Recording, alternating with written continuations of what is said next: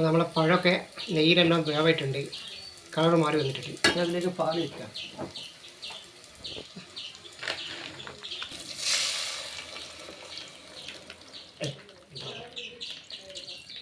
ഇപ്പം ഞാൻ 2 പഴം എടുത്തിട്ടുണ്ട്. വലിയ നേന്ത്രപ്പഴം എടുത്ത് ചെറുതാക്കി കട്ട് ചെയ്തതിന് ശേഷം നെയ്യിൽ പുഴുകിയ വറുത്തെടുത്തതാണ്. പിന്നെ 2 പാക്കറ്റ് പാൽ, 1 ലിറ്റർ പാൽ വെച്ചിട്ടുണ്ട്. അപ്പോൾ ഇനി നമ്മൾ തിളച്ചതിൻ്റെ പാലും തിളക്കുക. അതിന് ശേഷമാണ് പഞ്ചസാര ചേർക്കേണ്ടത്. അതിലേക്ക് പഞ്ചസാര ഇടണ്ടേ, ആവശ്യത്തിന് പഞ്ചസാര.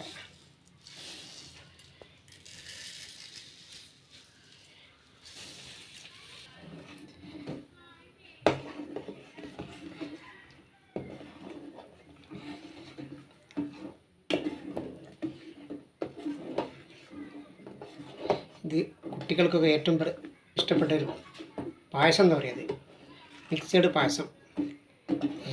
പാല് പഴം കൂടി ചേർത്തിട്ട് ഉണ്ടാക്കുന്നതാണ്. കുട്ടികൾക്ക് ഇഷ്ടപ്പെട്ട ഒരു പലഹാരം എന്ന് പറയാം. പാല് ഒക്കെ നല്ല തിളച്ചിട്ടുണ്ട്, പഞ്ചസാര ഉരുക്കി തിളച്ചിട്ടുണ്ട്. തീ ഓഫാക്കാണ്. ഇനി അതിലേക്ക് ചേർക്കുന്നതാണ്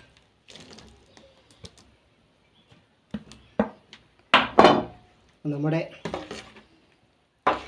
അടിപൊളി പായസം റെഡി. ഇതെന്ത് പായസമാണ്? പായസം റെഡി ആയിട്ടുണ്ട്. കുട്ടികൾക്കൊക്കെ അത് നല്ല ടേസ്റ്റുള്ളതാണത്. കുട്ടികൾ വളരെ ഇഷ്ടപ്പെടുന്നൊരു പായസമാണ്. അപ്പോൾ നിങ്ങൾക്ക് ഇഷ്ടപ്പെടുകയാണെങ്കിൽ നമുക്കൊരു സപ്പോർട്ടൊക്കെ ചെയ്യാം.